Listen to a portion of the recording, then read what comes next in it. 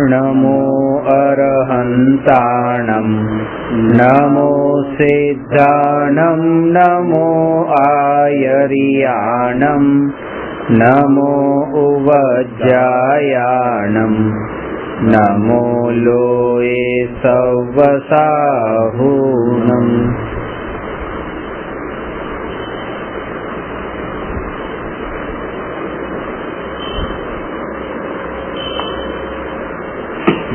प्रश्न नंबर 109 समवाय કેટલા છે, સમવાય કોને કહે છે, કેટલા છે, એના ઉપર ચર્ચા ચાલે છે।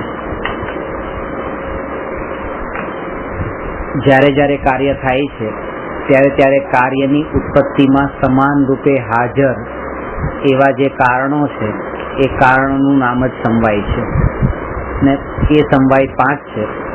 પહેલો સ્વભાવ, બીજો પુરુષાર્થ, ત્રીજો કાળલબ્ધિ, ચોથું નિમિત્ત અને પાંચમું ભવિતવ્યતા। કાળને ભવિતવ્ય અલગ અલગ છે। કાળલબ્ધિ એ તત્સમયની યોગ્યતા સંબંધી છે અને ભવિતવ્યતા એ હોનહાર અથવા નિયતિવાદ સંબંધિત છે। એ થોડા લોક વ્યવહારના અને થોડા અધ્યાત્મના દ્રષ્ટાંતો જ્યારે લેશું ત્યારે એ વધારે ક્લિયર થઈ જશે આ પાંચેય સમવાય અલગ અલગ કઈ પ્રકારે છે। તો એમાં પહેલા સ્વભાવ, ગઈ વખતે એ ચર્ચા કરી હતી કે જ્યારે જ્યારે કાર્ય થાય છે ત્યારે ત્યારે એ કાર્ય એટલે પર્યાય, કાર્ય એટલે પર્યાય, જ્યાં પણ ગુણોનું પરિણમન થાય છે એનું નામ કાર્ય છે અને એ કાર્યમાં પાંચેય સમવાય હોય છે। હવે એ કાર્યમાં સ્વભાવ પણ હોય છે, પુરુષાર્થ પણ હોય છે, કાળલબ્ધિ પણ હોય છે, નિમિત્ત પણ હોય છે અને ભવિતવ્યતા પણ હોય છે। સ્વભાવ એટલે શું કે જે દ્રવ્ય અથવા ગુણ સ્વયં કાર્ય રૂપે પરિણમે છે એ દ્રવ્ય અથવા ગુણને એ કાર્ય થવા માટેનો એનામાં સ્વભાવ છે એમ કહેવામાં આવે છે।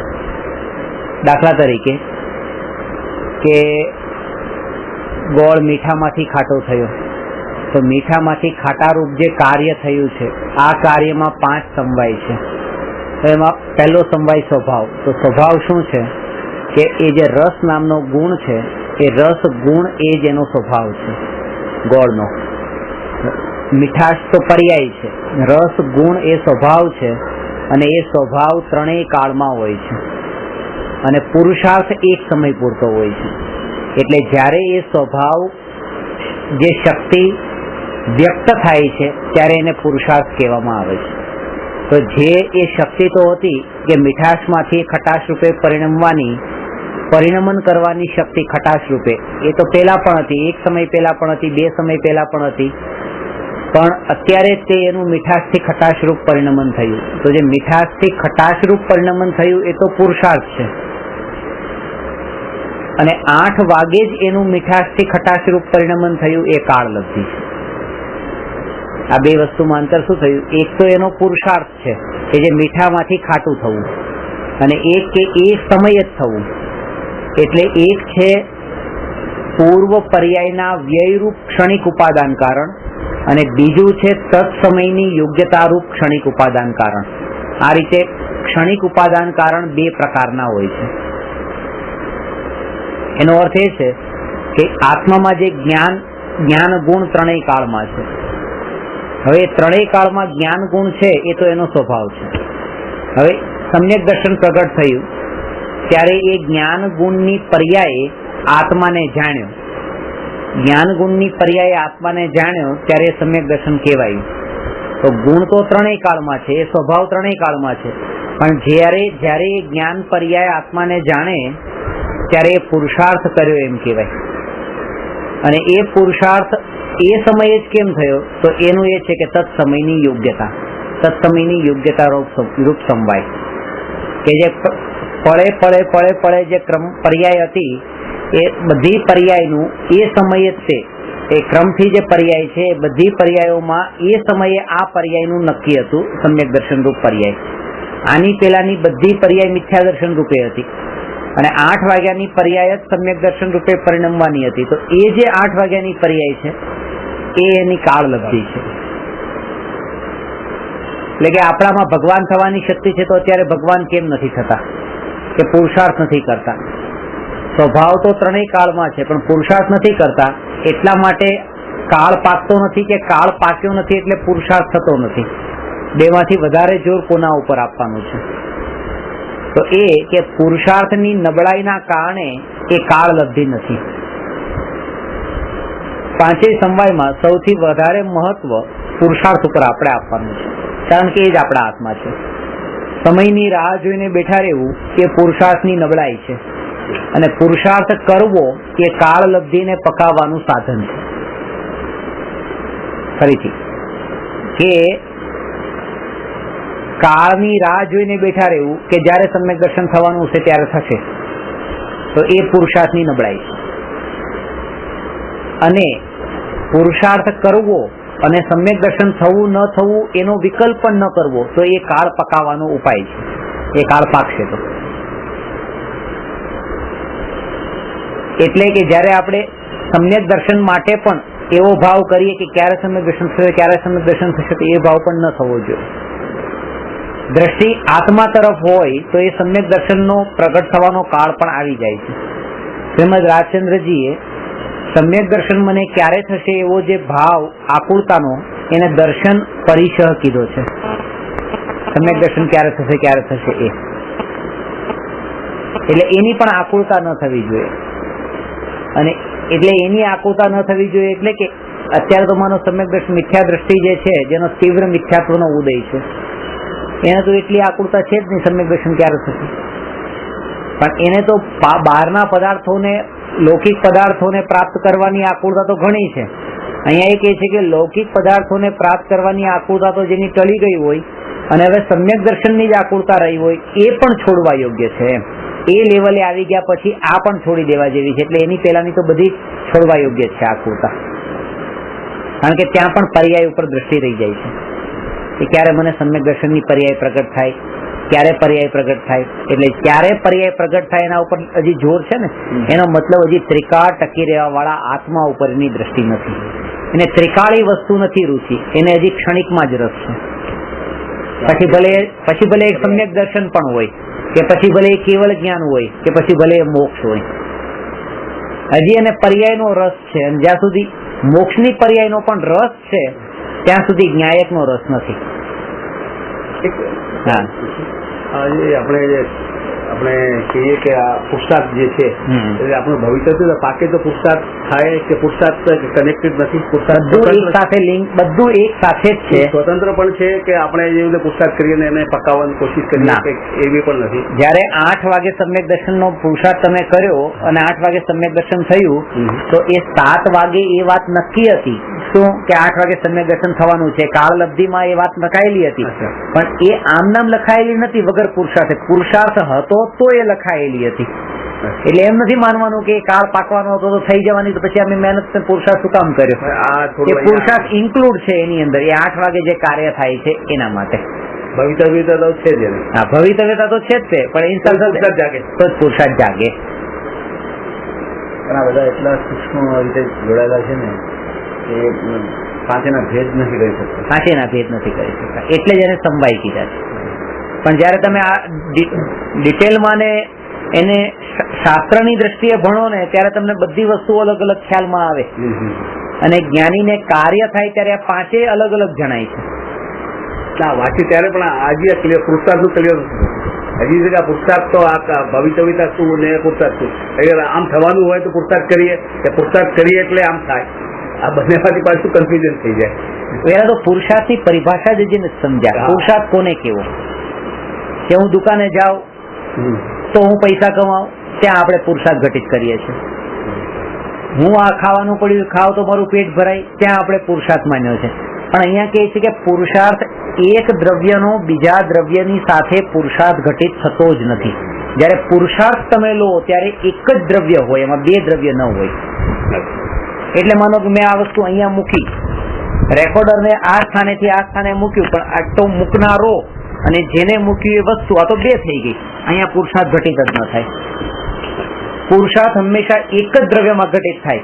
તો આ કાર્યમાં પુરુષાર્થ શું? આ રેકોર્ડર મૂક્યું એમાં કે એમાં પુરુષાર્થ એટલો કે આજે મને મૂકવાનો વિકલ્પ થયો, બસ આટલો આ મારો પુરુષાર્થ, એ મારામાં બસ એ પુરુષાર્થ આત્મામાં જ ઘટિત થાય. અને આ શરીરની ક્રિયા જે થઈ એ શરીરનો પુરુષાર્થ, અને રેકોર્ડરનું એક સ્થાનેથી બીજા સ્થાને જવું એ રેકોર્ડરનો પુરુષાર્થ. રેકોર્ડરનો પુરુષાર્થ શું? કે એના ક્રિયાવતી ગુણનું ગતિરૂપ જે પરિણમન થયું ને એ એનો પુરુષાર્થ. એ ક્રિયાવતી ગુણ શાંતિથી ન બેઠો રહ્યો, એને કામ કર્યું કે શું એક સ્થાનેથી બીજા સ્થાન રૂપ ગતિ કરી, એ એનો પુરુષાર્થ. અને મારો પુરુષાર્થ શું? કે મેં એને જાણ્યું, એ મારો પુરુષાર્થ. એમાં રાગ દ્વેષ કરે એ મારો પુરુષાર્થ, એ પણ પુરુષાર્થ. પણ એ પુરુષાર્થની નબળાઈ કીધી છે. કેમ? કારણ કે આત્માની અધ્યાત્મની જયારે આપણે વાતો કરીએ છીએ ત્યારે એને નબળાઈના રૂપમાં લેવામાં આવે છે. બાકી નિરંતર દરેક દ્રવ્ય પોતપોતાનું કાર્ય કરી રહ્યા છે. તમને એમ લાગે અજ્ઞાનીઓને પુરુષાર્થ કેવી છે? જયારે જળ પદાર્થોને પણ પુરુષાર્થ કીધો છે તો અજ્ઞાનીને પુરુષાર્થ કેમ ન હોય? કારણ કે પુરુષ વત્તા અર્થ બરાબર પુરુષાર્થ. અને પુરુષનો અર્થ તો શક્તિ છે, પૌરુષ, અને અર્થનો મતલબ વસ્તુ છે. વસ્તુ કહો, દ્રવ્ય કહો, અર્થ કહો, પદાર્થ કહો. અર્થ એટલે પદાર્થ. વસ્તુની શક્તિનું વસ્તુમાં ખર્ચાવવું એ પુરુષાર્થ છે. હવે આ ક્રિયાવતી ગુણ આત્મામાં ખર્ચાયો છે. ક્રિયાવતી ગુણ આ દ્રવ્યમાં જ ખર્ચાયો ને. ક્રિયાવતી આ વસ્તુના ક્રિયાવતી ગુણના કારણે ગતિ કોની થઈ? આ વસ્તુની થઈ. તો આનો પુરુષાર્થ તો આ દ્રવ્યમાં જ ઘટિત થયો છે. હવે મારામાં કેવી રીતે ઘટિત થાય? હવે મેં જે જાણવારૂપ પરિણમન થયું છે, પરિણમન આ રેકોર્ડરને જાણ્યું, પણ એ રેકોર્ડરને જાણવારૂપ પરિણમન પણ જ્ઞાનનું જ થયું છે, રેકોર્ડરનું નથી. એટલા માટે એ પુરુષાર્થ આત્માનો જ છે, ભલે બીજાને જાણવાનો હોય તો પણ. અને એટલા માટે કીધું છે કે અલ્ટિમેટ પુરુષાર્થ એ કે દ્રવ્યની શક્તિનું દ્રવ્યમાં ખર્ચાવવું.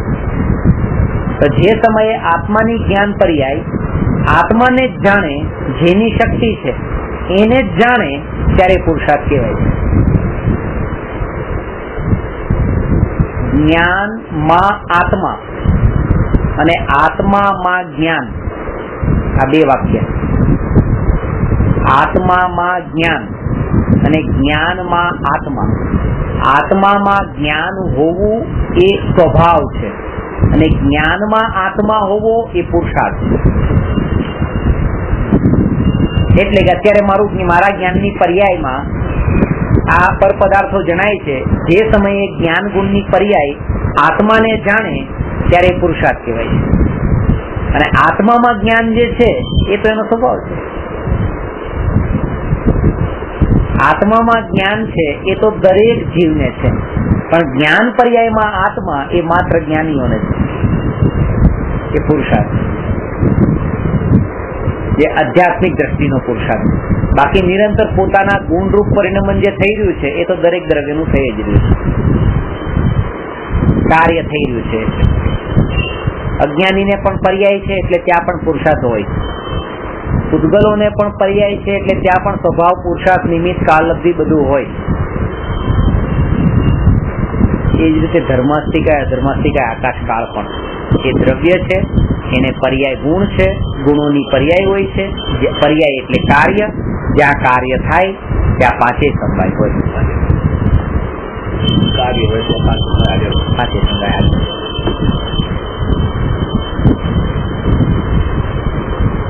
અને એના ઉપરથી એ પ્રેરણા લેવાની કે જયારે પોતાના સ્વભાવરૂપ પરિણમન કરે છે ને એ પુરુષાર્થ કરે છે, તો હું મારો પુરુષાર્થ કેમ ન કરું સ્વભાવરૂપ પરિણમવાનો. એટલે જયારે આ પૂદગલ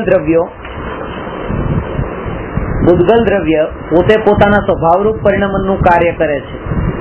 એને સ્પર્શ ગુણ છે તો સ્પર્શ ગુણનું સ્પર્શરૂપ પરિણમન, રસ ગુણનું રસરૂપ પરિણમન, ગંધ ગુણનું ગંધરૂપ પરિણમન થાય છે, તો હું મારા સ્વભાવરૂપ પરિણમન કેમ ન કરું? તો કે એ પણ થઈ ગયું છે કે હું મારા જ્ઞાન જાણવું મારું કાર્ય છે, હું મારા જાણવારૂપ જ પરિણમન કરી રહ્યો છું. એક જ ભૂલ થઈ રહી છે માનવા સંબંધી, એનું નામ મિથ્યાત્વ. અત્યારે પણ મારું પરિણમન તો જાણવા રૂપ જ થઈ રહ્યું છે. એવું નથી કે વિકાર રૂપ પરિણમન થઈ ગયું હોય. મારો જે મૂળ સ્વભાવ છે એ મૂળ સ્વભાવ તો માત્ર જાણવા રૂપે જ પરિણમ્યો છે. જો હું સ્વભાવથી શુદ્ધ હોઉં અને હું પર્યાયમાં પોતાને અશુદ્ધ માનું તો એ બરાબર છે, પણ સ્વભાવથી હું શુદ્ધ છું ને પર્યાયમાં પણ શુદ્ધ માની લઉં વર્તમાનમાં તો એ બરાબર નથી. અથવા તો પર્યાયની અશુદ્ધિના કારણે હું પોતાને પણ અશુદ્ધ માની લઉં તો એ પણ બરાબર નથી. એટલે દ્રવ્યની શુદ્ધિને દ્રવ્યમાં જ રાખવાની છે, પર્યાયમાં નહીં. અને પર્યાયની અશુદ્ધિને પર્યાય પૂરતી જ રાખવાની છે, દ્રવ્યમાં નથી લેવાની. આવો દ્રવ્ય અને પર્યાયનો ભેદ હોવો જોઈએ, અને એ અત્યારે નથી. એનું નામ મિથ્યા. સ્વભાવ, પુરુષાર્થ અને કાળલબ્ધિ. કાળલબ્ધિ સમજવી એટલે ક્રમબદ્ધ પર્યાય સમજવી. કોઈ પણ કાર્ય અકાળે થતું નથી, એના કાળે થાય છે. અકાળ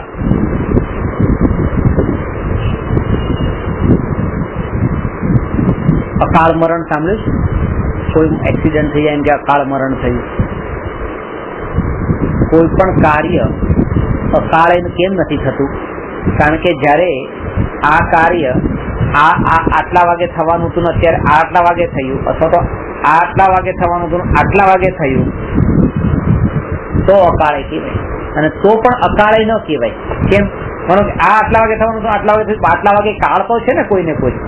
જ્યારે કાર્ય થાય છે ત્યારે કાળ ક્યાં નથી? કાળ તો છે જ તે. તો અકાળે કેમ કહેવાય? મારી માન્યતામાં એમ છે કે કોઈ ઘટના એમ ઘટશે કે 8:30 વાગે ઘટશે અને 8:15 વાગે ઘટે તો અકાળે થાય. અકાળે થાય. અરે 8:15 પણ એક કાળ છે. એટલે અકાળ પેલું તો કોઈ પણ કાર્ય અકાળે થતું નથી. તો પછી કહેવામાં તો આવે છે કે અકાળે કાર્ય થયું. તો એ એટલા માટે કહેવાય છે કે 6 દ્રવ્ય છે, એ 6 દ્રવ્યમાં એક કાળ દ્રવ્ય છે. જ્યારે કોઈ પણ કાર્યને એ કાળને ગૌણ કરીને વાત થતી હોય ત્યારે એમ કહેવાય કે અકાળ મરણ થયું. જેમ જીવ છે ને, જીવ, તો જીવને આપણે કાઢી નાખીએ અને બાકીના 5 ને લઈએ તો બાકીના 5 ને પછી એક શબ્દમાં શું કહેવાય? 5 દ્રવ્યને અજીવ. એવી રીતે 5 સમવાય છે, એમાં એક કાળ નામનો પણ સમવાય છે. હવે કાળ સમવાયને આપણે ગૌણ રાખીએ અને બાકીના 5 4 ને મુખ્ય રાખીએ તો બાકીના 4 ને એક શબ્દમાં શું કહેવાય? અકાળ. અને કાળ ગૌણ છે, પણ એમ નથી કે કાળ છે જ નહીં. ત્યાં એને ગૌણ રાખીને વાત કરી છે, એટલા માટે અકાળ મરણ કહેવાય છે. આ વાત ક્રમબદ્ધ પર્યાયમાં છે. એ આપણે સમજવામાં છે તો બધું કાળે છે. આપણી માન્યતામાં એ કાર્ય નથી કર્યો વ્યવહારમાં. અને એનાથી હજુ એક સ્ટેપ આગળ સૂક્ષ્મતા એ રીતે વિચારવું કે આવો જે વિકલ્પ અત્યારે આવી રહ્યો છે મને, આ પણ આ કાળે કેમ આવે છે? વિકલ્પ, કાર્યની વાત છોડો, મને વિકલ્પ આ કાળે કેમ? હવે તો એનું પરિણામ તો મારે વિચારવાનું જ નહીં રહ્યું. આ વિકલ્પ પણ મને આ કાળે કેમ? અને જયારે એ વિચાર કરીએ છીએ ત્યારે પછી એ વિકલ્પથી છૂટવા માટે પણ એ વિકલ્પથી પણ છૂટવાનો ભાવ આવે છે કે આમાં પણ હવે અટકવું નથી, આમાં પણ મારે અટકવું. તમે મને કોઈ શબ્દ ખરાબ કહો તો આમણે મને આમ કેમ કીધું, આમણે મને એમ કેમ કીધું, એ તો એ પર્યાય. પણ અત્યારે આ જે વિકલ્પ મને ઉઠી રહ્યા છે કે એમણે મને આમ કેમ કીધું, એ જે વિકલ્પ, આ વિકલ્પના એ વિકલ્પ પણ મને દુઃખરૂપ લાગવો જોઈએ. એ ઘટના દુઃખરૂપ ન લાગવી જોઈએ, કારણ કે એ તો પરદ્રવ્ય થઈ ગયું. એ તો મારા દુઃખનું કારણ બન્યું જ નથી. મારા દુઃખનું કારણ તો વિકલ્પ બની રહ્યા છે. મારા વિકલ્પ જે ઉઠ્યા એ દુઃખનું કારણ બને છે. જે સમયે આત્મામાં વિકલ્પ ઉત્પન્ન થાય છે એ જ સમયે દુઃખ થાય છે. જે સમયે વિકલ્પ નથી પછી ભલે ઘટના ચાલુ રહેતી હોય પછી તમે મને ખરાબ શબ્દ કહેતા હોય પણ મને એનો વિકલ્પ ન થતો હોય તો હું સુખી છું. એટલે વિકલ્પ જ દુઃખી કરતા હતા. અસર ના કરે તો ક્યાં માઇન્ડમાં લોહી જ નહીં તો પછી સવાલ જ ક્યાં? એટલે અત્યારની ભૂમિકામાં તો શું કરવાનું કે ભલે જે ગમે કે માત્ર જાણો જ્ઞાતા દ્રષ્ટા રહો. એ તો એ જ રહી શકશે જેને જ્ઞાતા દ્રષ્ટા સ્વભાવી આત્માને ઓળખ્યો હશે. નહીં તો નહીં રહી શકે. અને એટલા માટે જ એ કીધું છે કે એનો વિકલ્પ પણ છોડી દો, એનો જ્ઞાતા દ્રષ્ટા પણ મારે નથી રહેવું, એનો જ્ઞાતા દ્રષ્ટા પણ મારે નથી રહેવું. એકવાર પાકા થઈ જાઓ તેમાં સ્વમાં, પોતાના આત્માને જાણવામાં એકવાર પાકા થઈ ગયા પછી જેટલું પણ પરને જાણવા માટે જશો તો એ એટલું બધું વિકલ્પ ને દુઃખનું કારણ નહીં બને. અત્યારે શું કરીએ છીએ કે આત્માનો સ્વભાવ પોતાને જાણવાનો પણ છે, બીજાને જાણવાનો છે, બધું જ જાણવાનો સ્વભાવ છે, જાણો, રાગદ્વેષ નહીં કરતા, પણ રાગદ્વેષ તો થઈ જ જાય છે ને. એમ નથી કે થોડા સમય પછી થતા હોય છે. જયારે જ્ઞાન થયું જે સમય, એ જ સમયે રાગ થઈ ગયો છે, એ જ સમયે દ્વેષ થઈ ગયો છે. કારણ કે જ્ઞાયકનું આશ્રય નથી, જ્ઞાયકના આશ્રય વગર જાગૃતિ નથી રહેતી. જે જાગૃતિ રહેવી જોઈએ, જાગૃતિ જ્ઞાયકના આશ્રય વગર નથી રહેતી. એટલા માટે પહેલા જ્ઞાયકનો આશ્રય લો અને પછી જેટલું પણ પરને જાણવા જવું એટલું જવું. એટલે સ્વભાવ છે પુરુષાર્થ કાળલબ્ધિ, એટલે એના કાળ, સમય. આપણે 6 સિદ્ધાંતમાં લીધું, કોઈ પણ કાર્ય વહેલું પણ થતું છે, મોડું પણ થતું છે, એના સમયે થાય છે. ગાંધી સ્વામી એ કહેતા કે જે સમયે જે ઘટના ઘટવાની છે, ઘટના ઘટવાની છે, એ ઘટનાનું જ્ઞાન જે સમયે થવાનું છે એ જ્ઞાન પણ નક્કી છે, અને એ સમયે થવા વાળો રાગ પણ નક્કી છે. રાગનો ભાવ એ નક્કી છે કે આ પેન અત્યારે તૂટવાની છે અને અત્યારે મારું ધ્યાન એના તરફ જવાનું છે, અને મને દુઃખનો ભાવ પણ થવાનો છે, રાગનો ભાવ એ સમયે થવાનો છે. તો આ જે છે એ પણ નક્કી છે. બધું ખાલી ઘટના નક્કી નથી, ઘટનાથી થવા વાળા રાગ ને દ્વેષના ભાવે નક્કી છે. અને એટલા માટે તો કે ભાવને પછી ટાળવાના નહીં, કે બસ જયારે એ નક્કી છે તો પછી એના ઉપરથી ઉપયોગ હટાવવાની વાત છે. આ એટલા માટે કીધું છે ઉપયોગ પછી એના ઉપર ન લઈ જાઓ.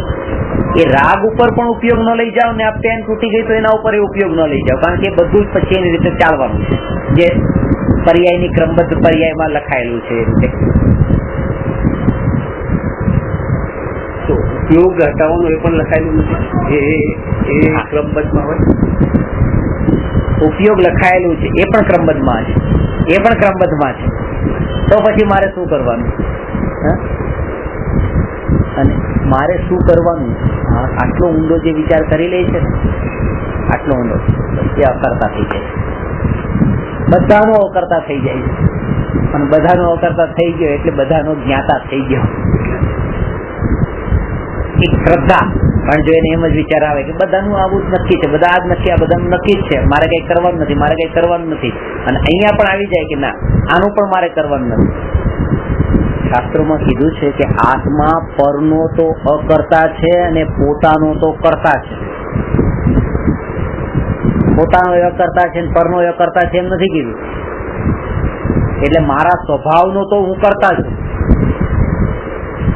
કારણ કે એ જે કાર્ય થઈ રહ્યું છે સ્વભાવનું, એક પર્યાય રૂપે તો એ પર્યાય મારું જ પરિણમન છે, જાણવારૂપ કાર્ય થઈ રહ્યું છે. એટલે પેલા જે પરદ્રવ્યના કાર્ય ને એનો પરિણમન જે છે એનાથી તો પેલા બચું.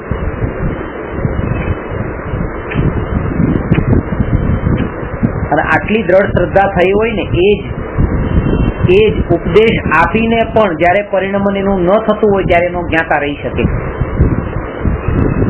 આવા અનંત કેવળી ભગવાન એનું પ્રમાણ છે. દિવ્ય ધ્વનિમાં ઉપદેશ તો આપે છે, બધા એ રૂપે ક્યાં સાંભળીને પરિણમે છે? તમે કહેતા ને કે મહારાજ સાહેબ એ પણ કહે છે, પણ બધા ક્યાં એ રૂપે પરિણમે છે? ઉપદેશ આપે, કહે છે, કહેવાનું કહી દે છે, જેનું તો માન હોય માને, ન માને તો કઈ નહીં. પણ ત્યાં મેઇન આશ્રય એવો હોવો જોઈએ કે આ વાત શ્રદ્ધામાં આવવી જોઈએ. ખાલી એમ નહીં કે એનાથી એમ તો હું તમને કહી દઉં મારે તમારે શું લાગે, વળે ચલો તમારું જે થવું હોય થાય, એમ નહીં. આ શ્રદ્ધાનું બળ એવું હોવું જોઈએ. સમજણ પૂર્વક નો રાગ દ્વેષ ન થાય તો બરાબર, બાકી આમ નામ રાગ દ્વેષ ન થાય એ બરાબર નથી. સમજણ પૂરી હોવી જોઈએ. હા, હવે નાના બાળકને આ ફોન તૂટી જાય તો એને એટલું દુઃખ નથી થતું, કારણ કે એ સ્વરૂપ સમજતો નથી આનું. હવે તમે આનું સ્વરૂપ સમજ્યા છો અને તૂટે ને જો દુઃખ ન થાય તો સમજો કે બરાબર છે, કે એના સ્વરૂપ ને સમજ્યું કે આ તો આટલી વસ્તુ કામની વસ્તુ હતી અને તૂટી. તોય ક્ષમતા રહી. ગુરુદેવનું આ વાક્ય ખાસ હતું. દાણા દાણા ઉપર એને ખાવા વાળાનું નામ લખાયેલું છે, એવી રીતે જ્ઞેયે જ્ઞેયે એને જાણવા વાળા જ્ઞાતાનું નામ લખાયેલું છે. પર્યાય પર્યાય એટલે કે અત્યારે 8 વાગે આ પેન મારા જ્ઞાનનું જ્ઞેય છે. 8 વાગ્યાના એક સમય પછી આ રેકોર્ડર મારા જ્ઞાનનું જ્ઞેય છે. ત્રીજા સમયે ફોન મારા જ્ઞાનનું જ્ઞેય છે. ચોથા સમયે નોટબુક મારા જ્ઞાનનું જ્ઞેય છે. એમ એક જ્ઞેયે એને જાણનારા જ્ઞાનનું નામ પણ લખાયેલું છે. એટલા માટે આ મને કેમ જણાય ને આ કેમ જણાય એ વિકલ્પ ન થાય, કારણ કે જ્ઞેય જાણનારા નામ તો લખાયેલું છે.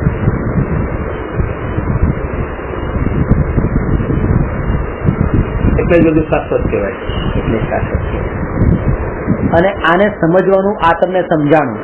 હવે તમને એમ લાગે કે તો હવે શું કરવાનું એવો પ્રશ્ન છે. એનો મતલબ તમને આ ટોપિક સમજાણો નથી. આ સમજાવવાનો મતલબ એ કે તમે આનંદના ઘૂંટડા પીતા હો એ ટાઈમે, એનો મતલબ આ સમજાઈ ગયો. કારણ કે તમારી અનંત આકુળતા ટળી ગઈ, અને અનંત આકુળતા ટળવાનો મતલબ જ આનંદ આનંદ આનંદ નિરંતર સ્વભાવ પ્રગટ થઈ ગયો. જે સ્વભાવ આકુળતાના ભાવથી ઢંકાયેલો હતો અને આખા જગતના એ ચિંતાથી જે ઢંકાયેલો હતો, એ ચિંતાથી મુક્ત થતા આનંદ જે પડ્યો હતો સ્વભાવમાં, એ વ્યક્ત થયો. એ જે ભાવ હતો, ભાવ વધતા, એ જે પાણીની ઉપર લીલ જામેલી છે, હવે લીલ હટી ગઈ. હવે પાણીનો શીતળ સ્વભાવ ને પાણીની નિર્મળતા માટે શું કરવાનું, પાણીને ચોખ્ખું કરવા શું કરવાનું, કઈ નહીં. હવે તો ચોખ્ખું જ છે. હવે તો બસ આટલું ચોખ્ખું થયું ને, હવે એને પીવાનું. તો જેટલો આકુળતાવાળો ભાવ ઘટ્યો એટલો સ્વભાવ વ્યક્ત થયો, સ્વભાવ વ્યક્ત થયો, બસ એમાંથી જ આનંદ લેવાનો.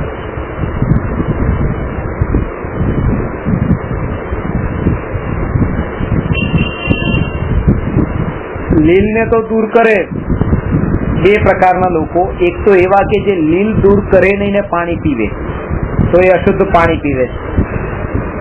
અને બીજા એવા કે લીલને દૂર તો કરી દે પણ પાણી જ નથી. એ તો કઈ કામનું નથી કરતું, કારણ કે એને તો આનંદનું કારણ બન્યું. એટલે એવી રીતે કોઈ તો રાગ સહિત આત્માને અનુભવે છે, અને કોઈ બધો રાગ તો છૂટ્યો નથી પણ તીવ્ર રાગને છોડીને શાંતિ માની લે છે. એટલે રાગને હટાવી દે છે, પણ આત્માનો જે આનંદ લેવો જોઈએ લેતા નથી. એ મંદ રાગ જે થયો, રાગ પાતળો પડ્યો, એમાં જ શાંતિ લઈ લે છે, એમાં જ સંતોષ માની લે છે, રોકાઈ જાય, ત્યાં રોકાઈ જાય. એટલે બે સ્ટેપ હતા. એક તો કષાયોની મંદતા અને બીજું કષાયના અભાવપૂર્વક આત્માનો આનંદ.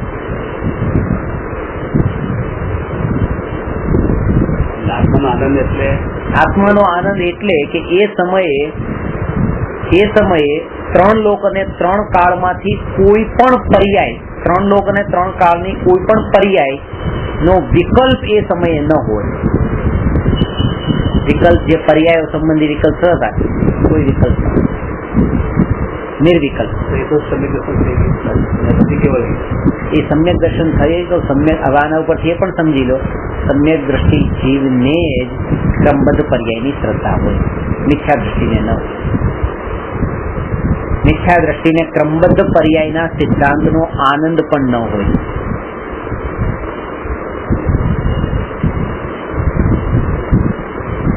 એક પંડિતજી છે, સોનગઢમાં પ્રવચન આપ્યું સાંજે સમયના ટાઈમમાં, અને કે બહુ આનંદ આવ્યો. પ્રવચન પૂરું થયા પછી પ્રવચન આપ્યું એમણે કે આજે તો ગુરુદેવને કે ગુરુદેવ બહુ આનંદ આવ્યો.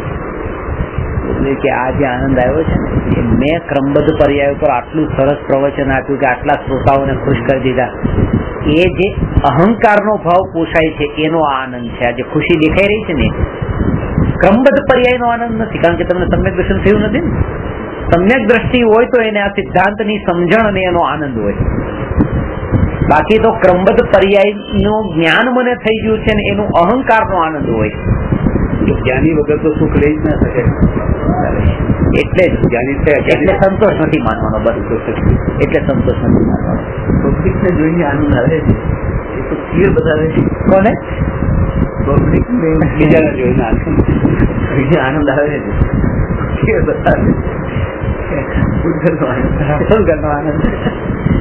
પ્રવચન આપીને આવ્યા. આજે બહુ આનંદ આવ્યો કે આ ક્રમબદ્ધ પર્યાય નો સિદ્ધાંત એટલો માર્મિક છે, એટલો માર્મિક છે કે માર્મિક ક્રમબદ્ધ પર્યાય નો સિદ્ધાંત છે, પણ એનો આ જે આનંદ એનો નથી તમને.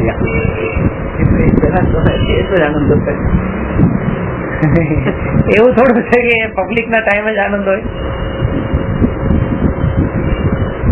ક્રમબદ્ધ પર્યાયના સિદ્ધાંતનો આનંદ એટલે અક્રમ સ્વભાવી ન્યાયક નો અનુભવ, જેના અંદર ક્રમ નથી. એમ નથી કે આવો આ એવા જે ભેદ છે એ ક્રમ છે, અને એ ભેદ નું નામ તો પર્યાય છે. એ ક્રમ ની અંદર જ પર્યાય છુપાયેલું છે, અને એનાથી જે અલગ હટ્યો છે એને અક્રમ સ્વભાવિક ન્યાયક નો અનુભવ. એટલે આમાંથી પણ એક સ્ટેપ આગળ આવવાનું. અત્યારે મારી જ્ઞાન પર્યાય તમને જાણે છે. આ જે સમયે જ્ઞાન પર્યાય અલગ અલગ વિષયોને જાણે છે ને, આ તો વિશેષ જ્ઞાન પર્યાય કીધી છે. અને આ બધામાં સામાન્ય રૂપે જ્ઞાન પર્યાય છે જે નિરંતર પરિણમન કરી રહી છે. જાણવારૂપ.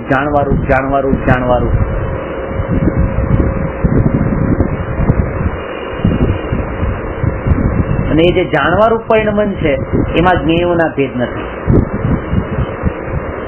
પહેલા સમયે આ જ્ઞેયને જાણ્યું, બીજા સમયે આ જ્ઞેયને જાણ્યું, એવા ભેદ નથી. પહેલા સમયે પણ જાણ્યું, બીજા સમયે પણ જાણ્યું. જાણવારૂપ જ એનું કાર્ય થઈ રહ્યું છે. એનું જે મીઠાશરૂપ પરિણમન થયું કે ખટાશરૂપ પરિણમન થયું એને જ જોવાનું. રસરૂપ પરિણમન નિરંતર ચાલુ છે. એવી રીતે મારું જ્ઞાન રૂપ પરિણમન નિરંતર ચાલુ છે. એટલે કઈ પર્યાય રૂપે કયા જ્ઞેયને જાણવા રૂપ છે નથી જોવાનું.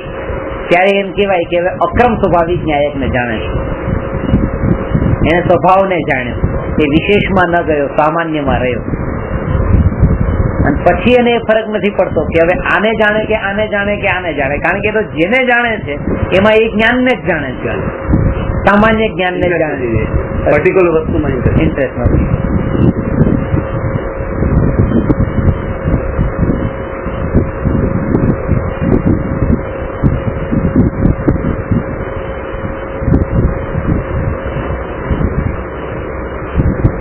સામાન્ય જ્ઞાન જ સુખનું કારણ છે. વિશેષ જ્ઞાન પણ દુઃખનું કારણ છે, કારણ કે એમાં જ્ઞેયોના ભેદ ઉત્પન્ન થાય છે. રાગ દ્વેષ તો દુઃખના કારણ છે જ તે. ખાલી મેં એ વિશેષ જ્ઞેયને જાણ્યા પછી સારા ને ખરાબના ભાવ તો છોડો, પણ જયારે એ વિકલ્પ થાય છે કે હું આ ટેબલને જાણું છું, ખુરશીને જાણું છું, ત્યાં દુઃખ થઈ જાય છે. પણ જયારે એવી સ્થિરતા રહી છે કે ટેબલ ખુરશી એ જ્ઞેય છે, પણ આ બધું મારું જ્ઞાન જ છે, આ જ્ઞાનરૂપ જ પરિણમન છે, આને જાણવા રૂપ ને આને જાણવા રૂપ એ નહીં. આત્માનું જ્ઞાન છે જે મૂળ જ્ઞાન છે, સામાન્ય જ્ઞાન છે, સ્વભાવ એને સામાન્ય વિશેષ કહીએ. સામાન્ય. અને એમાં જે ભેદ પડે, જે ભેદરૂપ જ્ઞાન એ વિશેષ જ્ઞાન, અને અભેદ જ્ઞાન એ સામાન્ય જ્ઞાન. અભેદ જ્ઞાન એટલે કે પહેલા સમયે જાણ્યું, બીજા સમયે જાણ્યું, ત્રીજા સમયે જાણ્યું, ચોથા સમયે જાણ્યું, આ અભેદ જ્ઞાન. પહેલા સમયે ટેબલ જાણ્યું, બીજા સમયે ખુરશી જાણી, તો આ વિશેષ જ્ઞાન. વાત તો એક જ છે, પણ એકના અંદર એ છે કે અહીંયા અંદરની વાત છે, અને એકના અંદર બહારની વાત છે. બાર સાથેનું અંદર છે. અહીંયા ઊંચું થઈ ગયું. વિશેષ જ્ઞાન એટલે આમ કરીએ છીએ ઊંચું હોય, પણ અહીંયા નીચું જ્ઞાન. આપણે ભેદ જ્ઞાન અને એ ભેદ વિજ્ઞાન, આમ બે કહીએ તો ભેદ વિજ્ઞાન એટલે વિશેષ વિજ્ઞાન એટલે વિશેષ જ્ઞાન. હવે ત્યાં જે જ્ઞાન એ ભેદ આગળ છે ને, ત્યાં અલગ વાત છે. એટલે ભેદ ખાલી એકલું જ્ઞાન ને વિજ્ઞાન નથી, ભેદ જ્ઞાન અને ભેદ વિજ્ઞાન.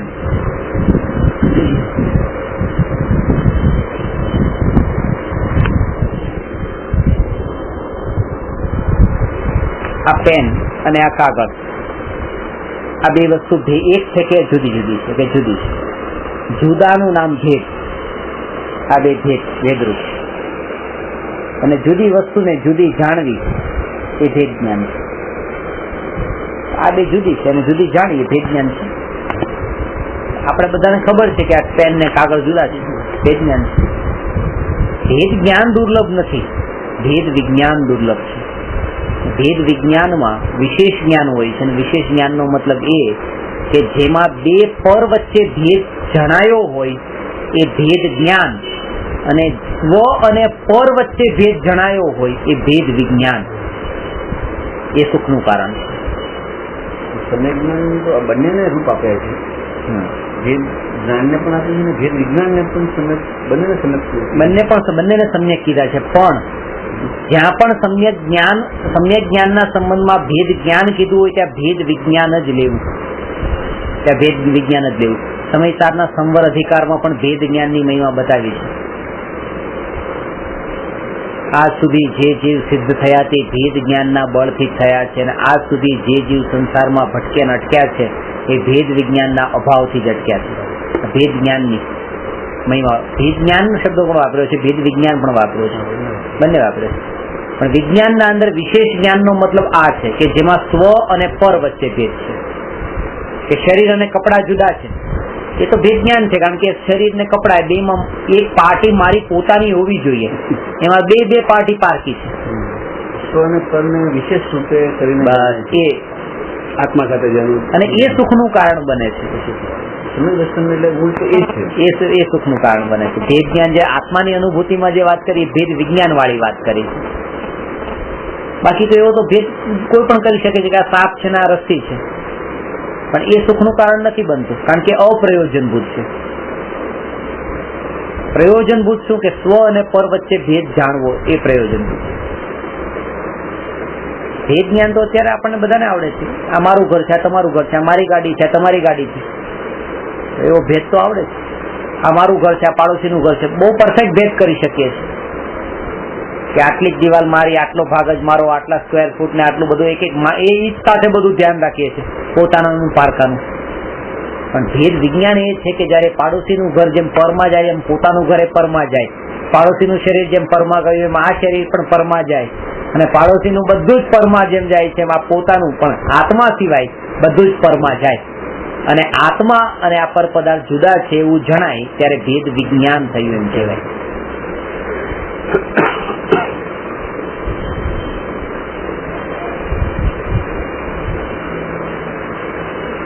તો આ બધું જે પાડોશીનું ઘર ને મારું ઘર ને આ બધા ભેદ કરતા બધા નકામા ને કે નહીં, એ કરતા હતા ને એને જ આ ઉપદેશ આપ્યો છે. જે ભેદ નથી કરી શકતા ને પાડોશીનું મારું, એ આ ભેદ પણ નથી કરી શકતા કે હું આત્મા ને આ શરીર થી જુદો છું, એટલે નિગોદિયાને ઉપદેશ નથી આપ્યો. એકેન્દ્રી થી અસંગની પંચેન્દ્રી સુધીના ઉપદેશ નથી આપ્યો. જે આ વિચાર કરી શકે છે કે આ મારું છે ને આ પારકું છે, એને જે ઉપદેશ આપ્યો છે કે ભાઈ તમે હવે હું આત્મા છું આ બધાથી જુદો છું એ ભેદ કરી શકો છો.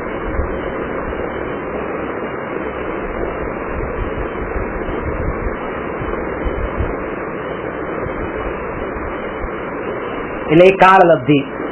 અને પછી છે ચોથું નિમિત્ત નામનું સમવાય. નિમિત્ત જ્યાં જ્યાં કાર્ય થાય છે ત્યાં નિમિત્ત હોય છે. નિમિત્ત થી કાર્ય થતું નથી, નિમિત્ત થી કાર્ય થતું નથી, પણ નિમિત્ત થી કાર્ય થયું એમ કહેવામાં આવે છે. આ પહેલું વાક્ય. બીજું કે નિમિત્ત વિના પણ કાર્ય થતું નથી. નિમિત્ત વિના પણ કાર્ય થતું નથી, પણ જ્યારે કાર્ય થાય છે ત્યારે નિમિત્તની માત્ર હાજરી હોય છે. જ્યારે નિમિત્તથી કાર્ય થતું જ નથી તો પછી નિમિત્ત શું કામ કીધું? કારણ કે ઓલવેઝ હોય છે પાછું, એટલે એને બતાવ્યું કારણની સાથે. આ સમવાયમાં એને લીધું છે કમ્પલસરી કારણ છે. જો કમ્પલસરી છે તો પછી એને આટલું ઇગ્નોર પણ કેમ કરાય? તો જેમ આપણે આ 5 સમવાયને સમજવાની દ્રષ્ટિએ તો બધાને એક સરખું ઇમ્પોર્ટન્સ આપવાનું છે. જેવી રીતે આપણે પુરુષાર્થ છે ને, પુરુષાર્થ ઉપર જોર નથી આપતા અને પુરુષાર્થને આપણે ધ્યાનમાં જ નથી લેતા, એને નેગ્લેક્ટ કરી નાખીએ પુરુષાર્થને, તો આપણને એમ લાગે છે કે આ બરાબર નથી. તો એ રીતે નિમિત્તને નેગ્લેક્ટ કરી નાખવું એ પણ બરાબર નથી, નિષેધ નથી કરવાનો. નિમિત્તમાં આમ સમજી નિમિત્ત શું શક્તિ બનેલું છે?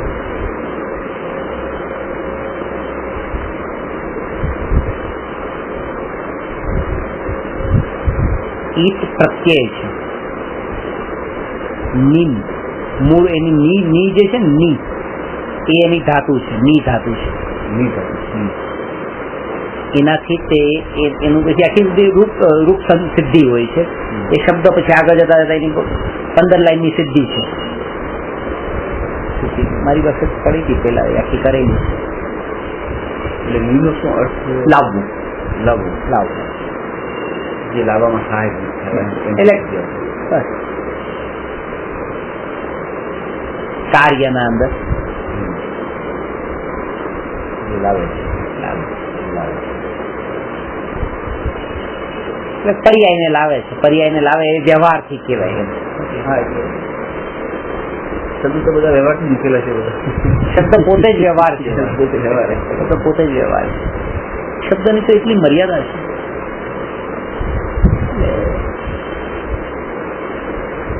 નિમિત્ત કહેવાય કે આખા થઈ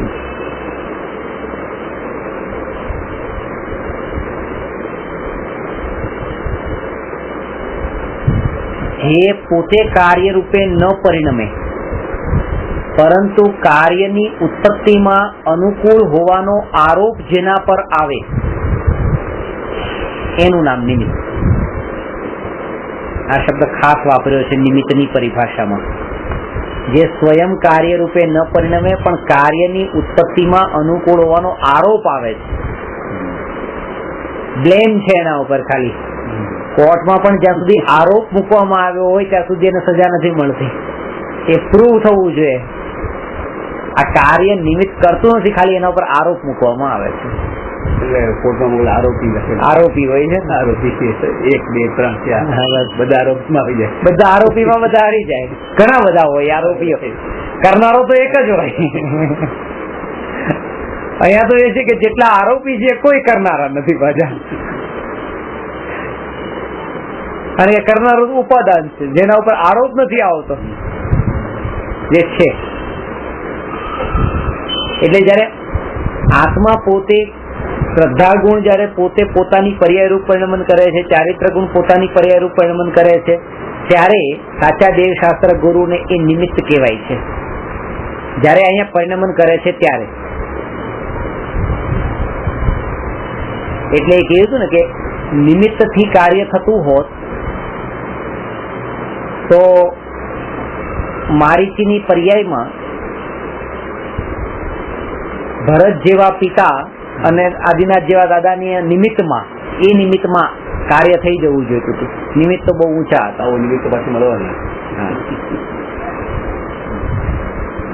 એટલે બે વાત ત્યાં લક્ષ્યમાં રાખવાની. એક તો મારીચી એ મનુષ્ય હતા અને સામે જે નિમિત્ત હતું એ ભગવાનનું હતું. ભગવાનનું નિમિત્ત હતું. આદિનાથ ભગવાનનું નિમિત્ત હતું સમોસરણમાં.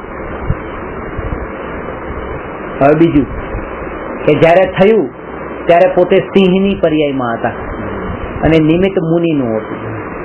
ચારણ રીતિદારી બે મુનિયાદનો ઉપદેશ એ નિમિત્ત હતો.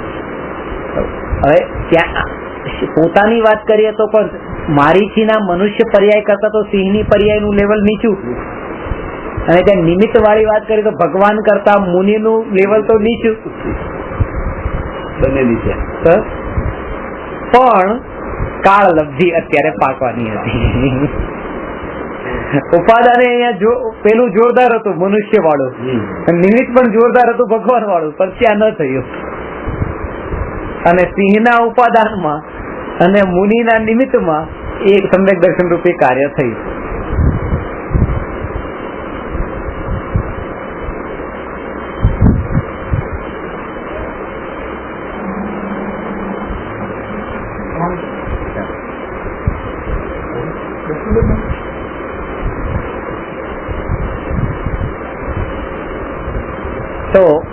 એ સમ્યક દર્શન રૂપી જે કાર્ય મારીચીને આદિનાથ ભગવાનના સમોસરણમાં ત્યાં ભગવાનની સાક્ષાત વાણી સાંભળીને પણ ન થયું, પણ એ સાંભળેલી હતી ને એ નકામી નથી ગઈ, એ સાંભળેલી હતી તો એના સંસ્કાર અંદર દ્રઢ થયેલા હતા. તો અહીંયા એક વાર ખાલી સમજાવ્યું ને સિંહની પર્યાયમાં તો પણ થઈ ગયું. તો સંસ્કાર ત્યાં પડ્યા તો ત્યાં સંસ્કાર પડ્યા ત્યાં એટલે જ કે જયારે બીજ અંદર રોપાય છે ત્યારે ને ત્યારે એનું વૃક્ષ નથી ઉગતું, એ પછી એનો કાળ પાકે છે અને ત્યાં પણ એમ નથી કે નકામું ગયું છે. સમ્યક દર્શન એક સમયમાં પ્રગટ થાય છે, એક જ સમયમાં. જ્યારે જે સમયે આત્માની પર્યાય પોતાનામાં લીન થાય ત્યારે એક પળમાં સમ્યક દર્શન થઈ જાય છે. પણ એક પળમાં જે સમ્યક દર્શન રત્ન પ્રગટ થાય એના અસંખ્ય સમય પહેલા એનો પુરુષાર્થ ચાલુ થઈ ગયો હોય. એ દોડ હોય ને, દોડના અંદર એ રિબિન કટ ત્યાં પહોંચે ત્યારે એ વિનર થયો, એ તો એક પળમાં. પણ એના પહેલાનો જે પૂર્વ પુરુષાર્થ હતો એ તો કેટલો હતો?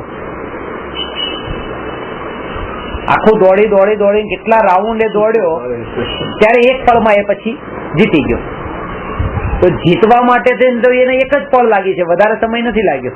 પણ એ પાછલા સમયના જેટલા એ બધા એના અંદર ઇન્ક્લુડ છે. તો એ જ પ્રમાણે આનું સમજવાનું.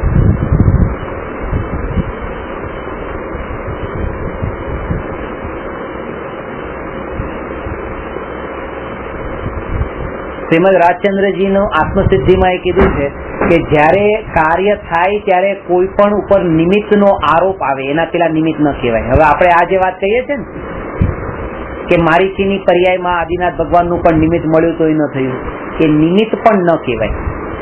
કામના નિમિત્ત એ નિમિત્તની પરિભાષા જ એ છે કે જ્યારે કાર્ય થાય ત્યારે કાર્યની ઉત્પત્તિમાં અનુકૂળ હોવાનો આરોપ જેના પર આવે, પણ કાર્ય જ ન થયું હોય તો આરોપ પણ કેવી રીતે આવે?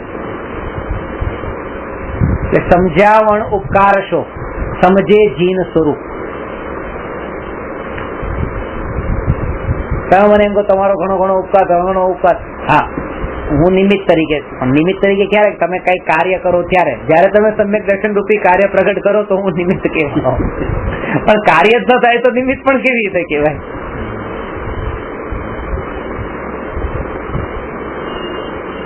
નિશ્ચયથી કે વ્યવહારથી આત્મા શરીર આદિ ક્રિયાનો કરતા નથી.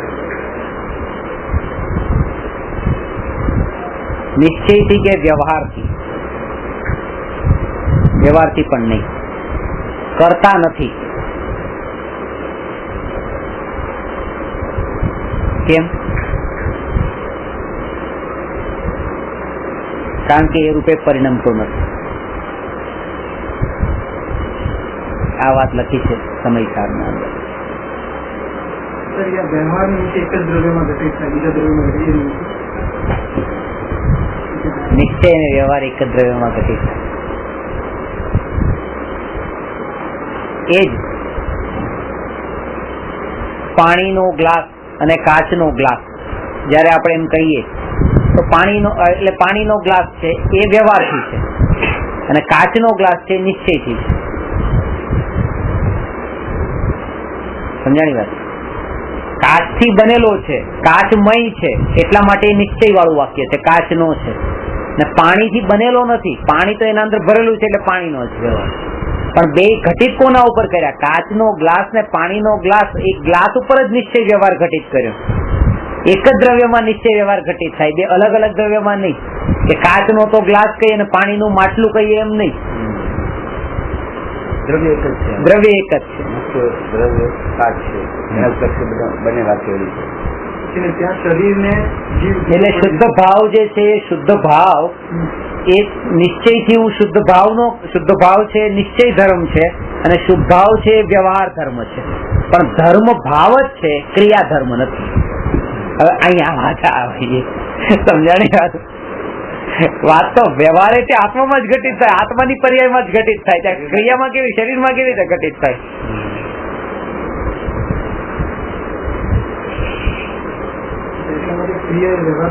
ક્રિયા એ વ્યવહાર પણ નથી, નિશ્ચય તો નથી પણ વ્યવહાર પણ નથી. એમ અને એ ક્રિયાને જયારે ગૌણ થાય છે ને ત્યારે જ યુદ્ધ કરતા ચક્રવર્તીને નિશ્ચય વ્યવહાર બે એક સાથે દેખાય છે. કારણ કે ક્રિયા તો ગૌણ થઈ ગઈ, હવે તો ભાવ જ રહ્યા, અને ભાવ તો ત્યાં અનંતાનુબંધીનો અભાવથી શુદ્ધ પરિણતિ પ્રગટેલી છે.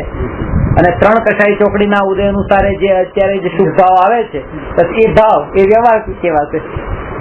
એટલે કર્મ નથી બનાવે, એ આત્મા લખાય, કારણ આત્માના લક્ષ્ય છે. એટલે એમાંથી શુદ્ધ રહે છે જ નહીં, એ નિશ્ચય થઈ ગયું.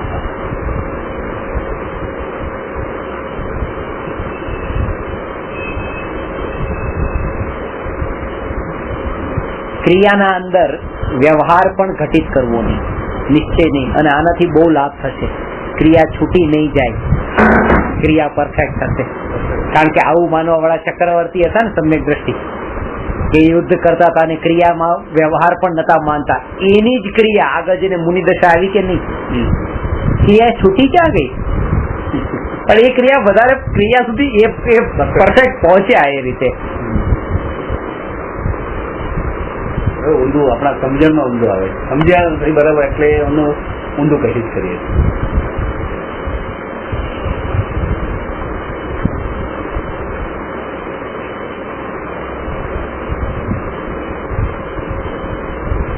આ વ્યવહાર આ જો વ્યવહાર સમજી ગયા હોય ને તો આપણને ખબર પડે કે આ આટલો ક્રિયારૂપ વ્યવહાર થોડો તો કરવાનો ને તો એ ક્રિયારૂપ વ્યવહાર કરવામાં અહીંયા તો કે છે ભાવો જે છે ને એ વ્યવહાર છે.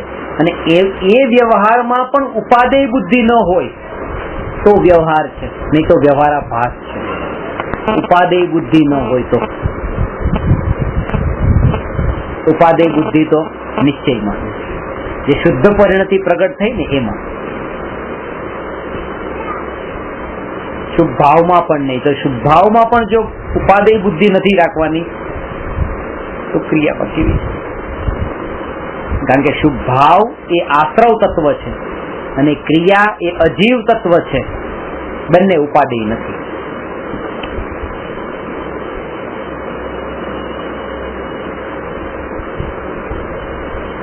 હજી ક્રિયા તો જ્ઞેય તત્વ છે, પણ પેલું તો હેય તત્વ છે. શુભ ભાવ તો આશ્રવ બંધ છે ને, તો આશ્રવ અને બંધ તત્વ હેય છે. ભલે ચોથા ગુણસ્થાનમાં એ બધી ક્રિયા ને બધા અશુભ ભાવ ને અશુભ ક્રિયા થતી હોય, પણ માન્યતામાં એક પળ માટે પણ એમ નથી કે આ ઉપાદેય છે. 5 પાપ ક્રિયામાં કરે, 5 પાપ સંબંધી કરવાના માટેના ચારિત્ર સંબંધી ભાવ પણ કરે. સમજો, 5 પાપ ક્રિયામાં કરે અને 5 પાપ કરવાના ભાવ પણ કરે તો એ સમ્યક દર્શન ટકી રહે. પણ પુણ્યમાં ધર્મ માને તો સમ્યક દર્શન ટકી ન રહે. હવે તમે સમજી શકો છો કે ભાવ કરવા એના ઉપર જોર વધારે આપવાનું છે કે માન્યતા ઉપર જોર વધારે આપવાનું છે. હા, બસ તમે સમજી ગયા, બિલકુલ સમજી ગયા. અને આ શ્રદ્ધા ગુણ છે કે એનું જે 5 પાપના જે ભાવ છે એ ચારિત્ર ગુણની પર્યાય છે અને ચોથા ગુણસ્થાને હોઈ શકે છે. અને એના અંદર પુણ્યમાં ધર્મ માનવો એ શ્રદ્ધા ગુણની અશુદ્ધ પર્યાય છે. એ સમીકરણમાં બાદ છે, એ ન ચાલે. ચોથા ગુણસ્થાને એ બાધક છે. એટલા માટે હવે આ બેઝ ઉપર હું સ્ટ્રોંગલી આ વાત કહેતો હોઉં ત્યારે લોકો નટપટું લાગે. તમે પાપના ભાવને છોડવાની વાત કરતા જ નથી, ખાલી બસ પુણ્ય છોડો. અરે પુણ્ય છોડવાનું, પુણ્ય સંબંધી માન્યતા જ છોડાય. તમે અત્યારથી આમ કહી દો છો કે બસ પુણ્ય છોડવા યોગ્ય છે, હવે આવું અમારે કેમ માની લેવું? તમે તો પાપ છોડવાની વાત કરો, પુણ્ય છોડવા યોગ્ય છે વાત નહીં કરો. પાપ છોડવાનું એ તો બધાને સમજમાં આવે છે, બધાને આવે. પુણ્ય છોડવાનું છે એ તો સમજમાં કોઈને આવતું જ નથી. પુણ્ય સારું લાગે છે ને એના ફળ સામે દેખાય છે, તો પછી ક્યાંથી છોડવાની વાત આવે? એ જ ખોટું લાગે છે. અને પુણ્ય છોડવું તો બધાને ગમે છે, પુણ્ય છોડવું ગમે છે, પણ પુણ્ય બાંધવું છોડવું ગમે છે, પુણ્ય ભોગવવું છોડવું ગમતું નથી. આ પુણ્ય ભોગવવાનું જયારે છોડવું ગમે ત્યારે સમજો પુણ્ય હવે છોડવું લાગ્યું. એ જેલ લાગ્યું એ ઝેર લાગવું છે. બાંધવું તો કેટલાય ને ઝેર લાગે છે. અરે આજે પૂજા કરવા કોણ જાય, આજે સત્સંગમાં કોણ જાય, જવા દો આજ નથી જવું, શું બગડશે. પણ એમ નહીં કે પુણ્યનો ઉદય ચાલતો હોય ને આજે ભોગવવું નથી, ત્યાં એને લાગી જાય છે નુકસાન થઈ ગયું આજે. કારણ કે અનુકૂળ તમારી ના ભોગવ્યું તો લાગે કે આજે છૂટી ગયું, કેટલું બધું સારું હતું.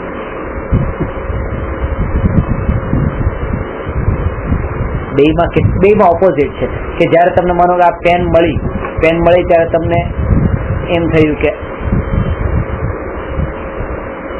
આનંદ થયો, વસ્તુ મળી, એ આનંદ થી પાછા બીજા પાપ બંધાણા. પુણ્ય તો નીકળી ગયું એક સમયમાં, એ પુણ્યની જગ્યાએ પાપ ગોઠવાઈ ગયું. આ એક સમયની પ્રક્રિયા. આમાંથી મળી ગયું કઈ નહીં, આમનામ આ સ્થિતિ આમનામ જ છે, મારા હાથમાં મળી ગઈ નથી આ પેન, પણ તોય છે આ ભાવથી પુણ્યની જગ્યાએ પાપ ગોઠવાઈ જાય, ખાલી ભાવથી, અભાવથી. વસ્તુ તો એની જગ્યા છે, વસ્તુ ગમે તે આપણે વસ્તુ છે.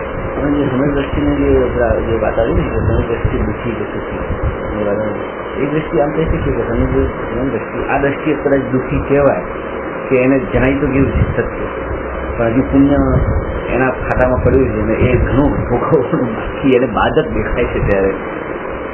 ત્યારે કદાચ એ પોતાને દુઃખી માનતો હોય ત્યારે ખેદ તો થાય જ છે, ખેદ નિરંતર વર્તે છે. એ જ ચારિત્રનો ઉદય કે જેના કારણે છોડીને છતાં એ જ દુઃખ. એટલે એને મહાદુઃખી કીધું હતું. મહાદુઃખીમાં દુઃખી બી સમજ દ્રષ્ટિ, મહાસુખીમાં સુખી માન્યતામાં અને ચારિત્રમાં દુઃખી.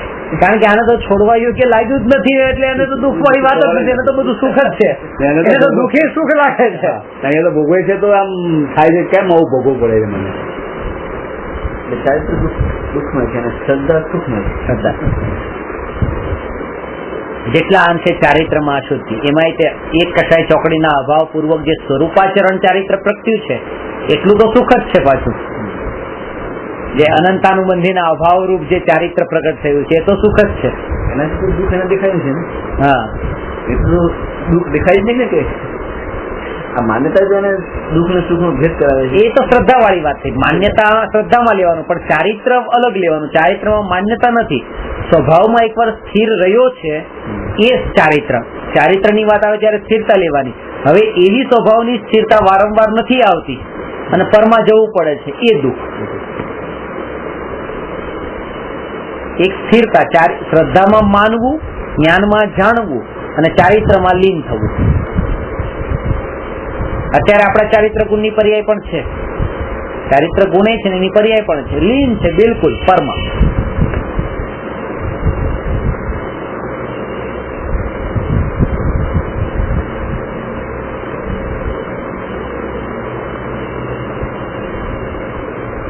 પરથી સોમાં આવે ત્યારે એ પલટાણી કહેવાય. ત્યારે ચારિત્ર પલટાણું. પેલા એક પૂતગલમાં લીન હતી પછી બીજા પૂતગલમાં લીન થઈ તો એમ ન કહેવાય કે સ્થિરતા ટળી ગઈ.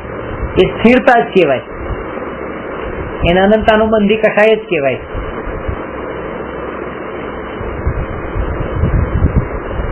બે પરમાં ભેદ ન જાણવા અને સ્વમાં પણ બે ભેદ ન જાણવા અને સ્વ અને પર વચ્ચે ભેદ જાણવા, આ ત્રણ કામ કરવાના છે. પેલા તો પર બધું એક કેટેગરીમાં, એમાં કોઈ ભેદ નહીં. સ્વ બધું એક કેટેગરીમાં, એમાં કોઈ ભેદ નહીં. અને સ્વ અને પર વચ્ચે ભેદ. પર બધું અભેદ, સ્વ અભેદ અને સ્વ પર વચ્ચે ભેદ.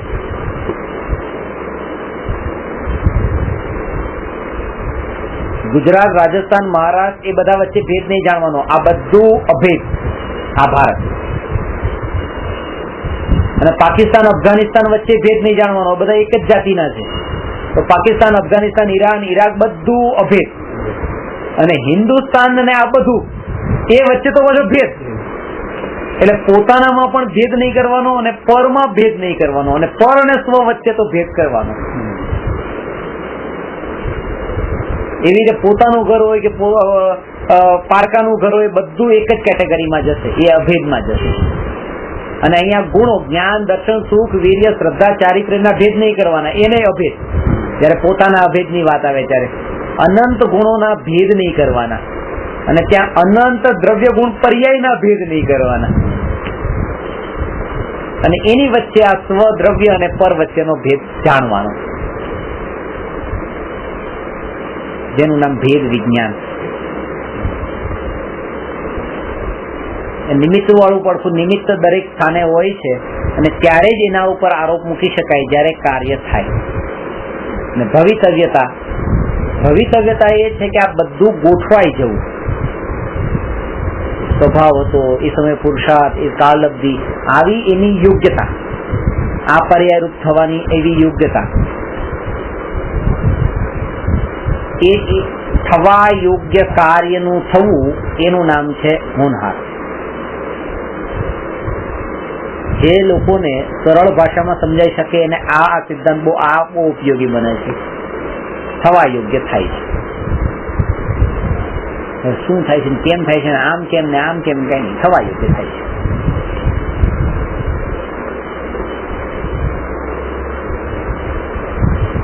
એ સમયે એ પણ બહુ ઇમ્પોર્ટન્ટ ફેક્ટર છે એનું.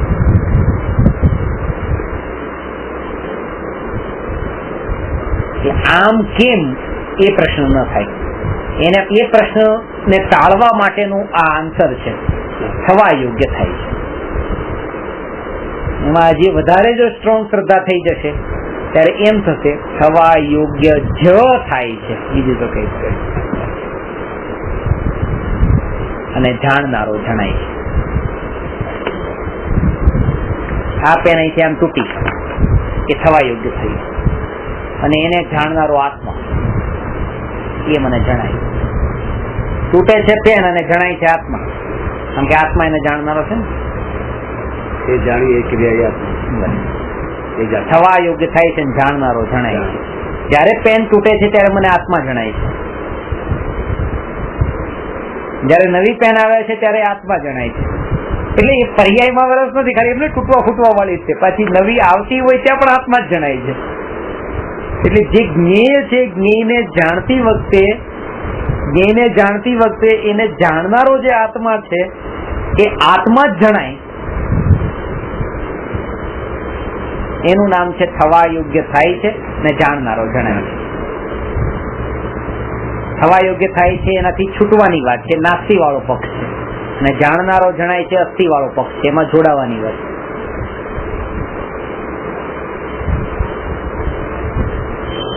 અને આ પાંચેય ને આપણે લૌકિક દ્રષ્ટાંતથી અને હવે આધ્યાત્મિક સમ્યક દર્શન, મોક્ષ, કેવળ જ્ઞાન, આવા દ્રષ્ટાંતથી કેવી રીતે ઘટિત કરવાના, અને 5 સમયમાંથી અત્યારે આપણી ભૂમિકામાં આપણે કેવી રીતે સમજવાનું ને પુરુષાર્થ કોના ઉપર આપણે ફોકસ કરવાનું, કેવી રીતે લેવાનું, એ ચર્ચા હવે કાલે કરીને પછી આગળના પ્રશ્ન પર જઈશું.